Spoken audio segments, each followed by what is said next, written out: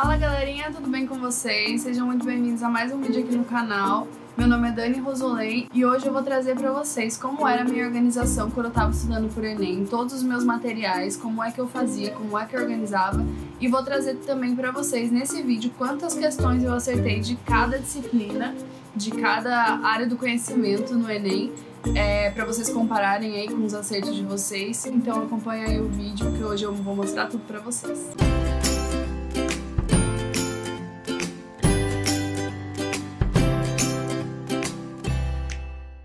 Bom pessoal, hoje eu vou trazer um vídeo pra vocês um pouquinho diferente. Eu vou mostrar o meu material de estudo. Tudo que eu usei pra estudar pro Enem tá aqui. O meu material teórico é esse e aqui são todas as provas antigas que eu resolvi com os acertos e a minha prova oficial de 2018 tá aqui por último. Vou mostrar pra vocês ela por último.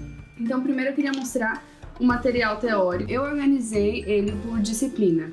Então, química tá bem grossinho, com bastante material, porque eu fiz muita anotação em química. Então, cada aula que eu fazia de química, eu fazia um resuminho aqui. Eu ia assistindo a aula e fazendo resumos.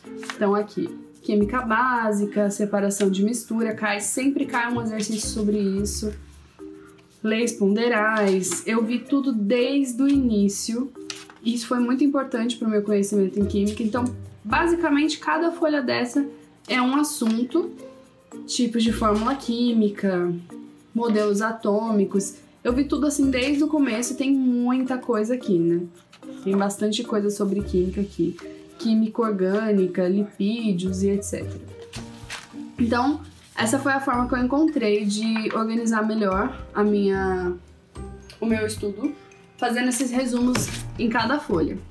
Tudo anotações minhas que eu fazia durante as aulas. Isso daqui foi alguns exercícios que eu resolvi da plataforma do Kit Enem, que era sobre lixo, ó, tinha exercício, eu resolvi todos os exercícios e tem até a data aqui que eu resolvi cada um deles. Coloquei o gabarito aqui para eu poder conferir depois, então isso daqui é algo bem aleatório, assim, de exercícios que eu fui resolvendo e depois conferindo lá na plataforma. Bom, física, eu tentei, juro que tentei estudar o máximo que eu pude de física, até que eu tenho bastante anotação de física, um bloquinho até que grande, que eu comecei a ver a matéria de física também desde o começo, né? Aqui eu anotava algumas fórmulas, da hidrostática, ótica, todas as coisas que eu ia acompanhando lá no canal Física com Marcelo Boaro, professor sensacional, já comentei sobre ele com vocês. Então, eu ia anotando aqui as coisas que eu ia acompanhando nas aulas, né? E ele tem aulas, assim, bem sequenciais, só que chegou um momento que eu acabei desistindo de física e fui na força da interpretação mesmo, até porque as questões de física, elas não valem tanto, assim, na prova, por serem consideradas mais difíceis.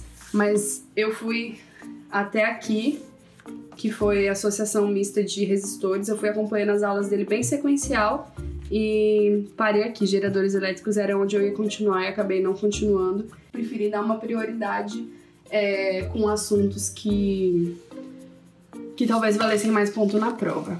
Aqui meu material de redação, algumas frases para usar como referência de outra área do conhecimento, que conta bastante ponto. Então, sobre ficção, isso aqui eu peguei tudo em canal no YouTube, dicas que eu fui pegando nas aulas que eu assistia.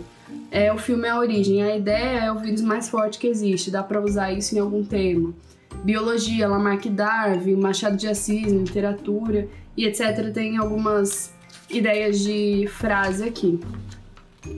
Ali eu coloquei o meu método de redação, mas eu vou explicar para vocês direitinho esse método em um outro vídeo, então não vou me estender muito nessa parte.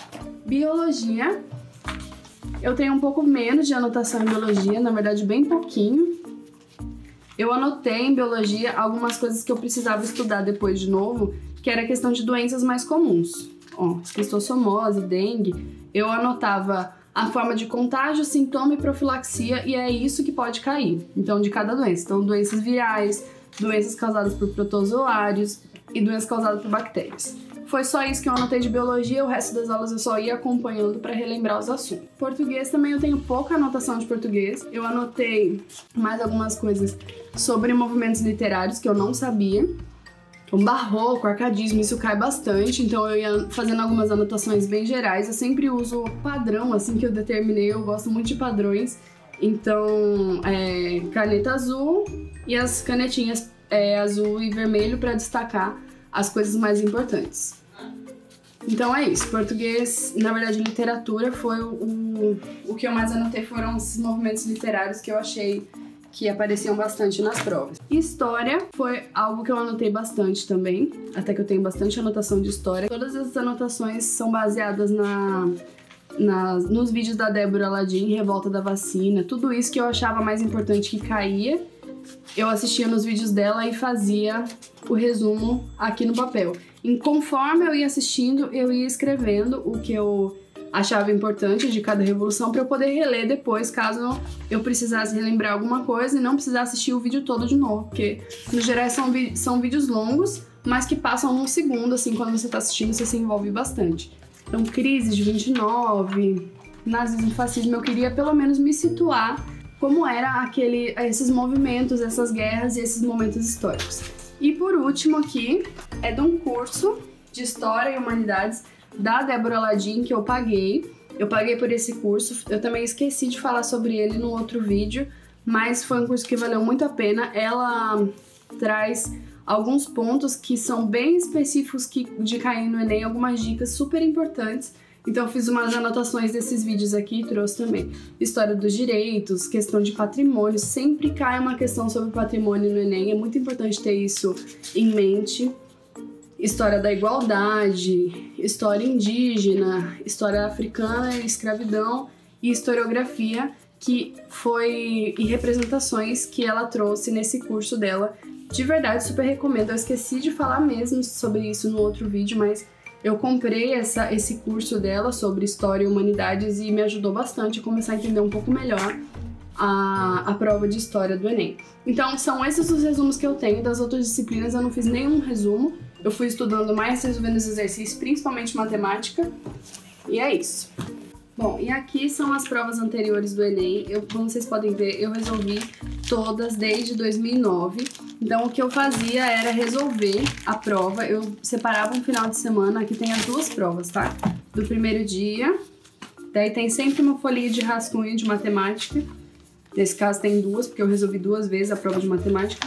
E do segundo dia. Então, eu resolvia a prova inteira como um simulado. Essa, como foi a primeira, eu não resolvi ela como um simulado, assim, o dia inteiro. 2 domingos fazendo a prova, mas a partir de 2010 eu fiz isso, eu vou mostrar pra vocês. Então eu imprimi todas as provas. Aos poucos eu ia imprimindo, né? Era até folha de rascunho, pode ver que atrás tem um monte de informação. Folha de rascunho que eu imprimi e ia resolvendo, ó. Ia marcando as que eu achava que estava errada e etc. Então essa prova aqui de 2009, como foi a primeira, eu não fiz esse esquema de fazer um simulado, dando aquele tempo de 4 horas e tal. A partir de 2010, eu passei a fazer esse esquema, todo domingo eu fazia uma prova do Enem. Começando à tarde, porque como a prova do Enem é à tarde, não adianta a gente treinar fazendo a prova de manhã. Então eu fazia as provas à tarde, começava mais ou menos no horário que a prova no dia oficial ia começar e me dava exatamente o tempo que eu ia ter para resolver as questões e me trancava no quarto e ficava lá. Depois que eu terminava, eu ia corrigir uma por uma, ia marcando as que eu errei e as que eu acertei e depois eu colocava na frente da prova quantas eu acertei. No caso aqui foi 26 de humanas e 24 de ciências da natureza, essa de 2010. O rascunho da prova de matemática, acho que tá aqui atrás. O rascunho de uma redação, acho que eu fiz esse tema de redação, eu fiz sobre o tema que caiu nessa prova de 2010 mesmo. Na prova do segundo dia, eu acertei 35 de linguagens e 30 de matemática, então foi até que um número legal, mas o meu objetivo era acertar pelo menos 35 de cada, de 45 questões, né? Então, assim, humanas e ciências da natureza era realmente a que eu tinha mais dificuldade de acertar. Enfim, de acordo com essa metodologia que eu escolhi, olha, na frente de todas as provas tem sempre a quantidade de questão que eu acertei. A que eu menos tinha um desempenho era de ciências da natureza. Então, ó, 31 de humanas. Aí eu olhava o meu crescimento. Às vezes não tinha crescimento nenhum. Ali, ó, 33 de matemática, 40 de linguagens. Eu fui super bem nessa prova de linguagens.